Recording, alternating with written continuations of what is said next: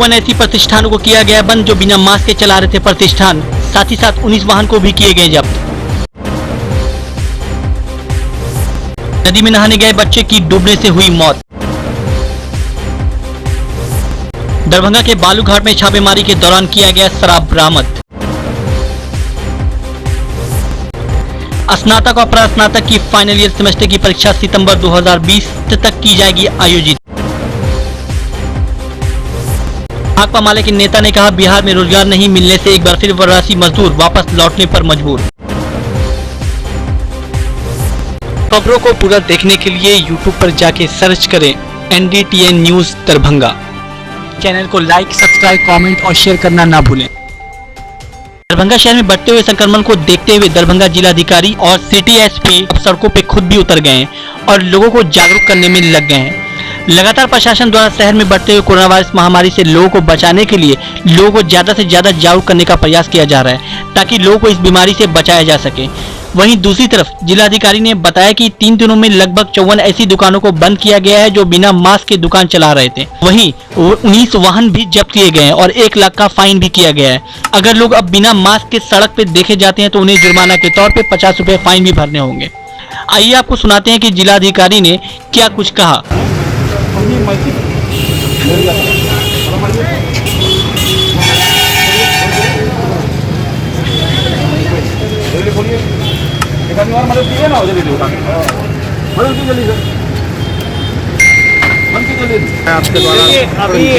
अभी शहर में जो कोरोना का संक्रमण बढ़ते स्थिति को देखते हुए हम लोग कई टीम्स बनाए हुए हैं।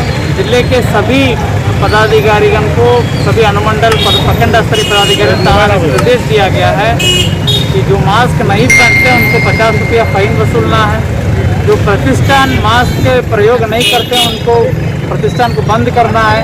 इस प्रकार 54 प्रतिष्ठान विगत 3 दिनों में बंद किया गया। 19 वाहन जब्त किया गया। लगभग 1 लाख का फाइन वसूला गया।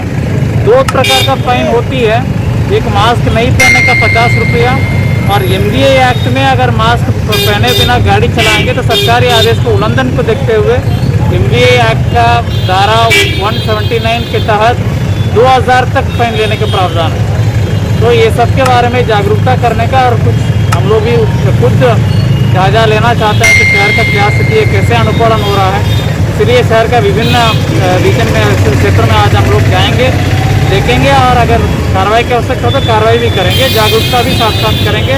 लोगों को मैं पुनः अपील करता हूँ कि मास्क और सोशल डिस्टेंसिंग दोनों अभी बहुत ही महत्वपूर्ण है बढ़ते संक्रमण को देखते हुए, तो कृपया अनुपालन करें। सर, जबरदस्त तरीके से अफवाह फैल रही है कि लॉकडाउन फिर से बढ़ेगा, तो ऐसे में क्या कहना चाहते हैं सर?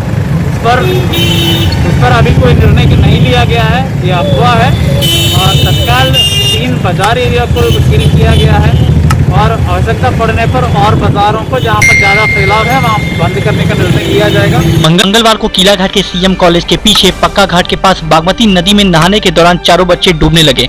4 में 3 बच्चों ने किसी तरह अपनी जान बचाकर नदी के बाहर आने में कामयाब हो गए, लेकिन वहीं एक बच्चा जो मोहम्मद आफ्ताब के पुत्र मोहम्मद शारिक की मौत पानी में डूबने से हो गई। मौके पर पहुंची NDRF की टीम ने बच्चे को काफी देर ढूंढा पर बच्चे का शव काफी प्रयास के बाद भी नहीं मिला। वहीं आसपास के लोगों में इस घटना को लेकर काफी दुख जताया गया। आइए आपको सुनाते हैं कि वहां के लोग और पार्षद ने क्या कुछ कहा।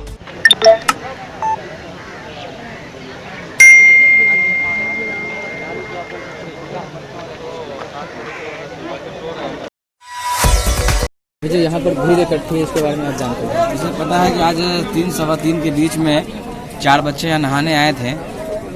मोहल्ले सब अगल बगल के इसी समाज के बच्चे थे, जिसमें से एक बच्चा जो है डूबने से उसकी मृत्यु हो गई। उसका नाम एजाज है, आफ्ताब खान साहब के बेटा है। किराए में यहाँ रहते हैं, यहाँ फकीरा खां उर्दू बाज़ार में किराए में रहते हैं और इनका अपना निजी घर जो शीशों में है। और उस दौरान सारे जितने यहाँ समाज के लोग सब लोग यहाँ खड़ा होकर लगातार उस बच्चे का इन्फॉर्मेशन ले रहे थे और सबको शक था 2-3 बच्चे का मृत्यु हुई होगी, नहीं एक ही बच्चे की मृत्यु हुई है जो डूबने से हुई और सब बच्चे लोग घर पर सुरक्षित हैं। और एनडीआरएफ टीम को लगातार हम लोग एसडीओ साहब से बात कर, वीडियो साहब से बात कर, लगातार एनडीआरएफ टीम के हम लोग कॉन्टेक्ट में थे। एनडीआरएफ टीम ने उन्हें भेजा है, लगातार सर्च ऑपरेशन चल रहा है। उम्मीद है कि उनकी लाश मिल जाने की उम्मीद है, ताकि उनके घर वाले को संतुष्टि हो जाए। और आप लोगों के चैनल के माध्यम से बाढ़ का समय में सारे दरभंगा और बिहार के जितने भी लोग हैं उन लोगों से, मैं उन गार्जियनों से खासतौर से मेरा अनुरोध है कि अपने बच्चों को बिना वजह घरों से बाहर न निकलने दें। ऐसे भी लॉकडाउन का भी समय है, कोरोना वायरस का भी समय है, और बाढ़ के हर नदी या पोखर तालाब में नदी भरी हुई है पानी। उसको देखते हुए अपने बच्चों का ख्याल रखें, बच्चों पर नजर रखें, निगरानी रखें कि कोई भी जाकर किसी नदी या बाढ़ तालाब में नहाए नहीं, और कोई अप्रिय घटना न हो जिसकी वजह से पूरा घर सारे सब लोग परेशानी का सामना करना पड़े। कितने बच्चे आए थे यहाँ पे? 4 बच्चे आए थे, जिसमें से लगभग जिनके वापस गए हैं 3 बच्चे में 2 बच्चे मिल गए। एक बच्चे भी कहीं डर से गार्जियन घर से बाहर गए थे। जो बच्चा यहाँ से वापस गया तो उन्होंने बताया कि एक ही बच्चा मृत्यु हुई, एक ही बच्चा डूबा है, और सारे बच्चे जो है वो अपने अपने घर चले गए थे। हम लोग वहाँ पर लोगों ने कहा कि जाए फंसने के डर से वो लोग बच्चे छोटे छोटे थे, डर से वो लोग निकल के चले गए यहाँ से। मंगलवार को दरभंगा के बालूघाट में मछट्टा में गुप्त सूचना के आधार पर कैट के पुलिस जवानों ने छापा मारा। छापा मारने के दौरान पुलिस को एक टूटे हुए मकान से 5 बोरिया सोफिया शराब बरामद हुआ। साथ ही 2 व्यक्तियों को इस मामले में कैट के जवानों ने पकड़ा भी, जिसे विश्वविद्यालय थाना के हवाले कर दिया गया। मौके पर पहुंची विश्वविद्यालय थाना पुलिस ने दोनों व्यक्तियों को पकड़कर थाने ले गई, जहां दोनों से पूछताछ की जा रही है। वहीं दूसरी तरफ आपको यह भी बताते चले कि शराबबंदी से पूर्व जहां शराब दुकानों में बेची जाती थी, वहीं शराबबंदी के बाद अब शराब को कई लोग अपने घरों के जरिए बेच रहे हैं, जिसे लेकर लगातार शहर में छापेमारी भी की जा रही है। शराबबंदी के बाद जहां बिहार शराब से पूरी तरह मुक्त देखने को मिलता, लेकिन आज उसका उल्टा असर कहीं न कहीं देखने को मिल रहा है, क्योंकि अब कई लोग शराब का धंधा अपने घरों से ही करने लगे हैं। वास्तव में यह सफल तब होता जब शराब पर पूरी तरह पाबंदी देखने को मिलती, लेकिन हकीकत आज यह है कि लोग छुप छुपाकर शहर में शराब बेचने का काम कर रहे हैं। तो भाग गया, लेकिन उसका साथ में जो था ना, उसका देवर है वो, और उसका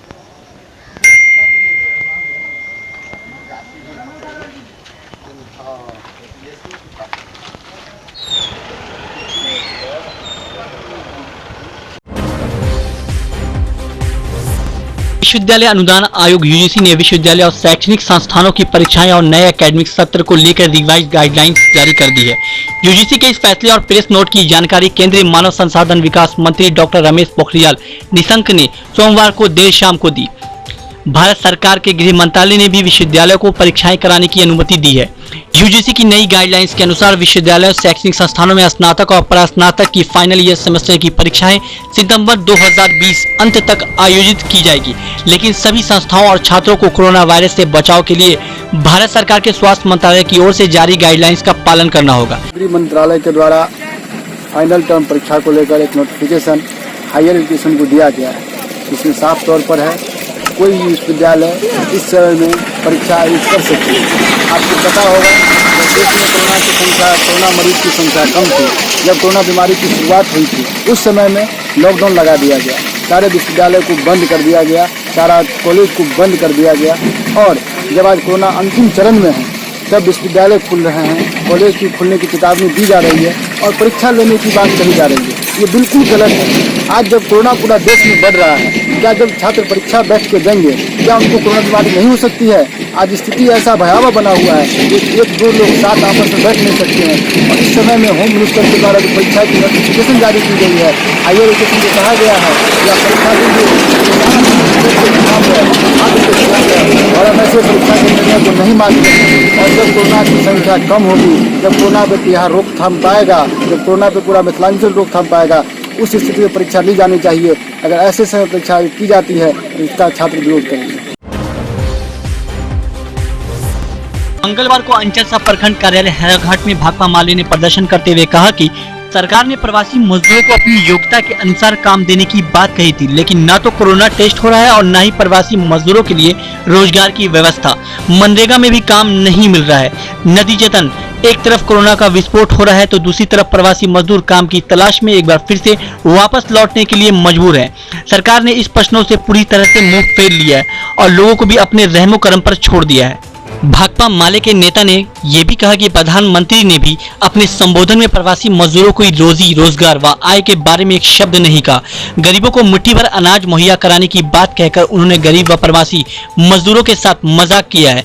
एक व्यक्ति को 5 किलो प्रति माह अनाज का औसत लगाया जाए तो एक दिन में 166 ग्राम अनाज बैठता है। इतनी कम मात्रा में कोई व्यक्ति 3 टाइम अपना पेट कैसे भर सकता है। ऐसा लगता है कि सरकार नमक, तेल, सब्जी, कपड़ा, इलाज, बच्चों की शिक्षा, चिकित्सा आदि चीजों की कोई जरूरत ही नहीं समझती। किसानों की कर्ज माफ के संबंध में भी कुछ नहीं कहा। ये कुछ नाते हैं कि भाकपा माले के नेता ने बिहार सरकार से क्या कुछ मांगा। प्रवासी मजदूरों को 6 महीने का भोजन की गारंटी करना होगा।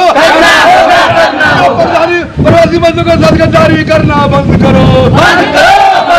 प्रवासी मजदूरों को सरकार जारी करना बंद करो। इनकलाब जिंदाबाद। देखिए, आज पूरा बिहार स्तरीय भाकपा माले का आह्वान है, राज्य स्तरीय कार्यक्रम है और मूल हमारा मांग है कि जो प्रवासी मजदूर है उसका 10,000 लॉकडाउन भत्ता दो।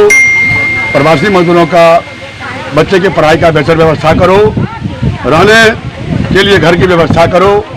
मनरेगा मजदूरों को साल में 200 दिन काम दो। मनरेगा मजदूरों को 500 रुपया मजदूरी दो। इन्हीं सवालों को लेकर आज भाकपा माले हायाघाट प्रखंड कमेटी खेगरामस और प्रवासी मजदूर यूनियन के संयुक्त नेतृत्व में आज प्रखंड मुख्यालय हायाघाट पर हम लोगों ने बिहार सरकार वीडियो ब्लॉग के माध्यम से, यहाँ के अंचल प्रशासन पदाधिकारी के माध्यम से हम अपनी मांग यहाँ की बिहार सरकार मुख्यमंत्री माननीय नीतीश कुमार जी को भेज रहे हैं, ताकि देखो कि जो कहता है एक तरफ कि बिहार में प्रवासी मजदूर को हम रोजगार देंगे, प्रवासी मजदूर को हम काम देंगे, हम रोजी रोजगार देंगे, भोजन की व्यवस्था करेंगे, लेकिन देखा जा रहा है कि प्रवासी मजदूर को रोजगार नहीं मिलने का अभाव में, प्रवासी मजदूरों को मजदूरी नहीं मिलने का अभाव में पुनः फिर हायाघाट से गरीब गुरबा दिल्ली पंजाब के लिए विवश हो चुके हैं। और हायाघाट में हम लोग 14 पंचायत में गरीबों को गाँव टोला में गए हैं, सर्वे किए हैं। बहुत बड़ा भुखमरी का शिकार है ग्रामीण ग्रामीण जो मजदूर है, इसका के लिए तो बहुत बड़ा बुरा हाल हो गया है। और दिल्ली पंजाब हरियाणा कलकत्ता आपको पंजाब राजस्थान से जो मजदूर आए हैं, भटक रहे हैं, बच्चे की पढ़ाई का व्यवस्था चरमरा गया है, स्कूल का फीस देने में गार्जियन सक्षम नहीं है और ये सरकार अखबार में टेलीविजन पर झूठा आश्वासन देता है। इसलिए भाकपा माले राज्य कमेटी के आह्वान पर हम लोग हायाघाट प्रखंड कमेटी के माध्यम से भी बिहार सरकार को हम लोग अपनी बात को भेजते हैं। सदर प्रखंड के वासुदेवपुर पंचायत के सोनहन में मंगलवार को नगर विधायक संजय सरावी की ओर से हेल्थ एंड वेलनेस सेंटर का उद्घाटन हुआ। उद्घाटन के उपरांत अपने संबोधन में सरावी ने बताया कि प्रखंड अस्पताल के अतिरिक्त सोनहन में इस वेलनेस सेंटर के कार्य करने से वासुदेवपुर पंचायत सहित पूरे प्रखंड के लोगों को एक और बेहतर अस्पताल मिल गया। पूरे प्रखंड के जो स्वास्थ्य विभाग देखने वाले प्रखंड के चिकित्सा पदाधिकारी हैं, प्रखंड के स्वास्थ्य प्रबंधक हैं, तो कहने का तात्पर्य पूरे जिला का स्वास्थ्य महकमा आज आपके गांव में आया है और इन लोगों ने कहा है कि अच्छी से अच्छी सुविधा दी जाएगी। पिछले 28 जून से लगातार पूरे माह भर पूरे राज्य के चिकित्सकों का काउंसलिंग का काम पटना में चल रहा है। लगभग उसमें 6,500 MBBS डॉक्टरों की बहाली होनी है और हम लोग उम्मीद करते हैं कि अगले महीने में पूरे राज्य को ये चिकित्सक मिलेंगे और आपके यहाँ भी उसमें से कम 1 MBBS चिकित्सक आएगा।